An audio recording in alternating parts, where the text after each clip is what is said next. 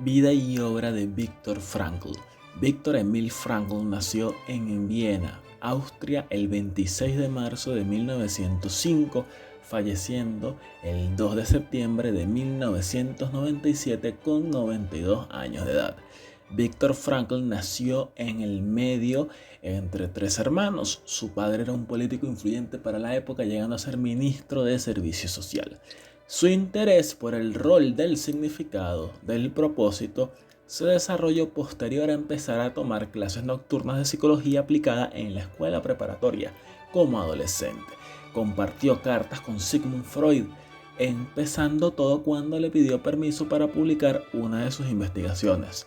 Después de graduarse de secundaria en 1923, estudió medicina en la Universidad de Viena y durante sus estudios se especializó en neurología y psiquiatría, enfocándose en la depresión y el suicidio.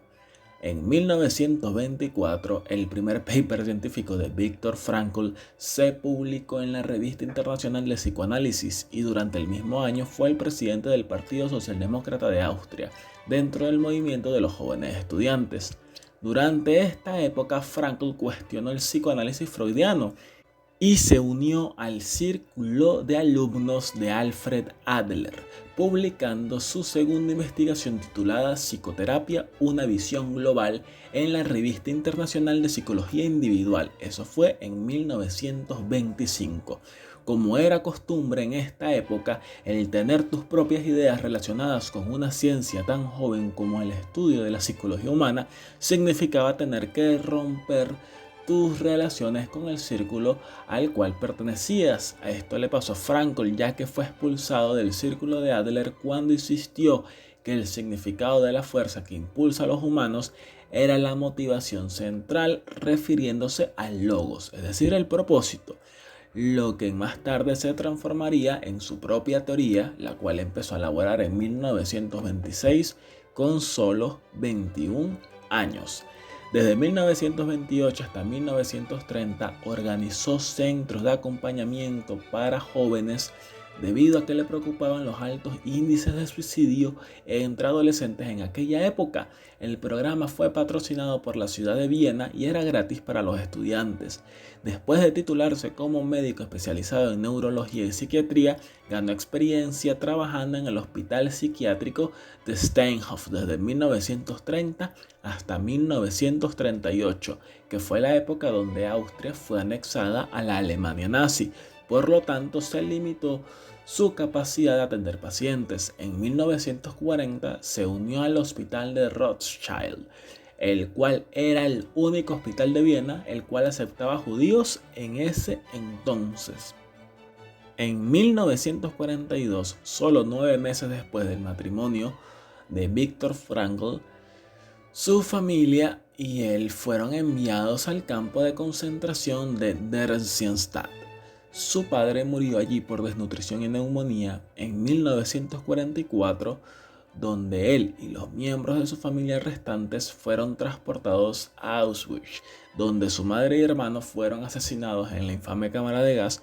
Su esposa posteriormente murió por tifus en Bergen-Belsen y Frankl duró en total 3 años en 4 campos de concentración diferentes. Inciso: su obra, El hombre en busca del sentido, es un relato autobiográfico sumamente importante para posteriormente confirmar su teoría sobre la logoterapia, el sentido y el propósito en los seres humanos.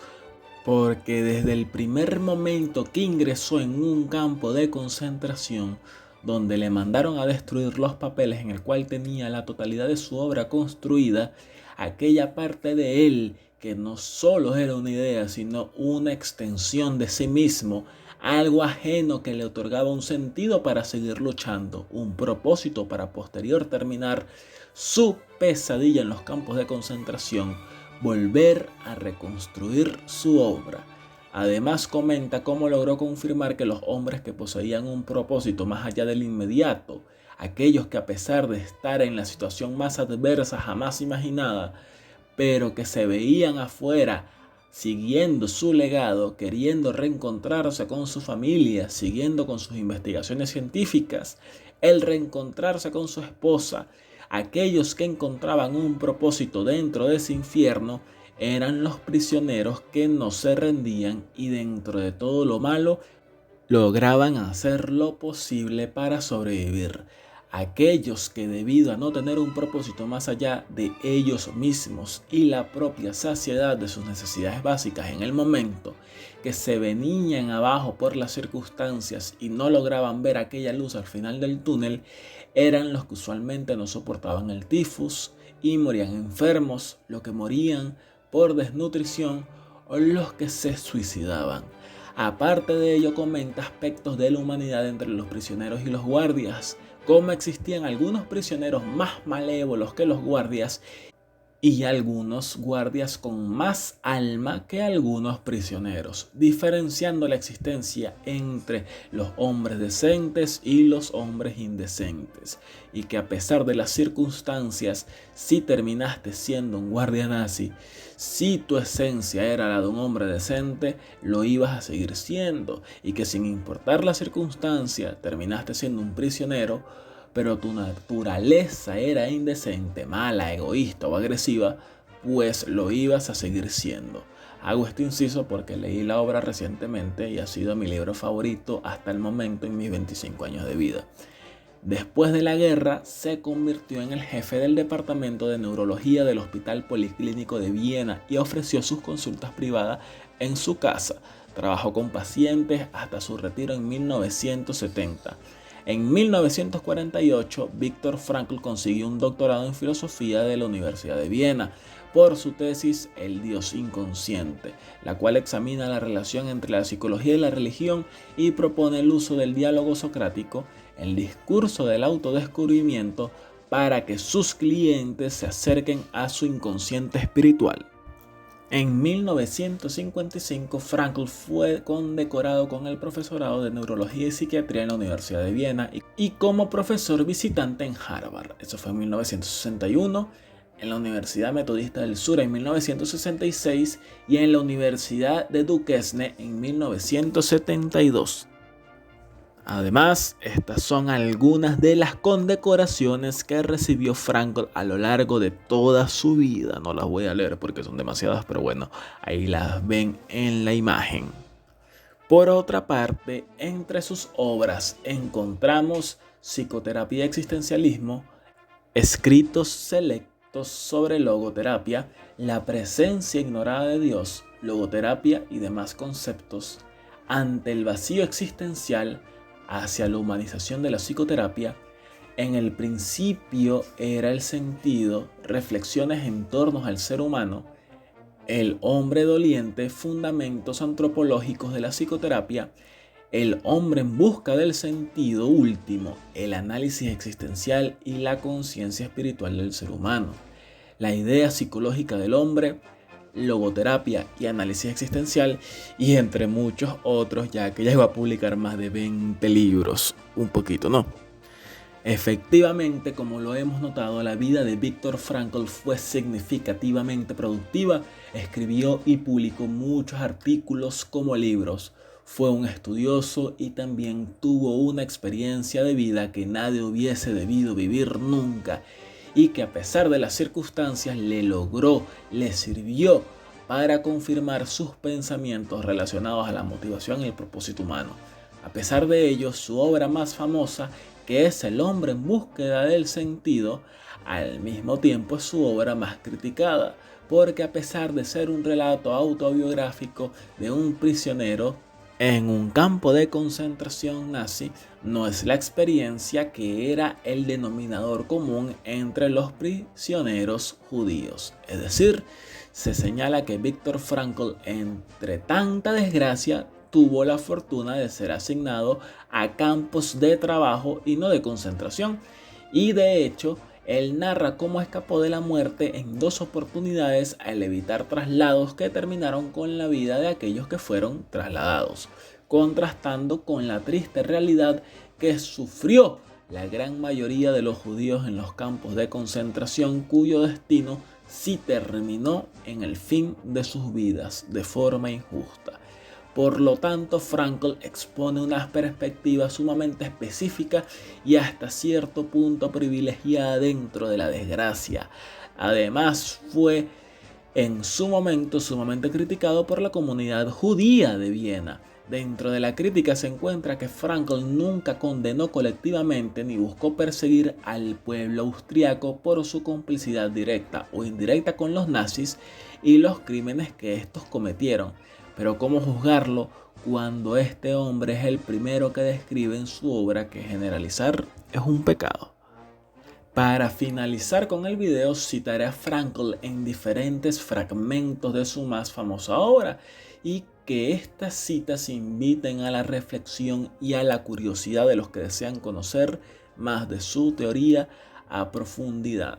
La página 43 dice lo siguiente: en psiquiatría hay un estado de ánimo que se denomina ilusión del indulto. Se trata de un proceso de consolación que desarrollan los condenados a muerte antes de su ejecución. Conciben la infundada esperanza de que van a ser indultados en el último minuto. Página 61. Nunca olvidaré la noche en la que me despertaron unos fuertes gemidos de un compañero agitado por una horrible pesadilla. Como siempre me han conmovido las personas que sufren de pesadillas angustiosas, estuve a punto de despertarlo. Estaba a punto de hacerlo cuando de repente retiré la mano. Asustado por lo que iba a hacer, en aquel momento comprendí con toda crudeza que ningún sueño, por horrible que fuera, podía ser peor que la realidad del lager a la que cruelmente iba a devolverlo. Página 95. Los supervivientes de los campos aún recordamos a los hombres que iban a los barracones a consolar a los demás, ofreciéndoles su único mendrugo de pan. Quizás no fueron muchos, pero esos pocos son una muestra irrefutable de que al hombre se le puede arrebatar todo, salvo una cosa: la libertad humana. La libre elección de la acción a pesar de las circunstancias para elegir el propio camino. Página 108. Recuerdo dos casos frustrados de suicidio que guardan una terrible semejanza. Ambos prisioneros habrían manifestado su intención de suicidarse y aducían el típico argumento de no esperar nada de la vida. En ambos casos la terapia, según lo expuesto, consistía en hacerles ver que la vida sí esperaba algo de ellos, que algo los esperaba en el futuro. Resulta que para uno de ellos era su hijo, al cual adoraba y esperaba en el extranjero. En el otro, la vinculación no era con una persona sino con su obra. Era un científico que había empezado la publicación de una colección de libros aún inconclusa. Nadie más que él podía acabar con el trabajo, así como nadie podría reemplazar al padre y el afecto por su propio hijo. Página 133.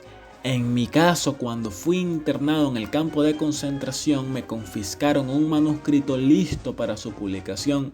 Sin duda, mi intenso deseo de reelaborar ese libro me ayudó a sobrellevar los inhumanos rigores del campo.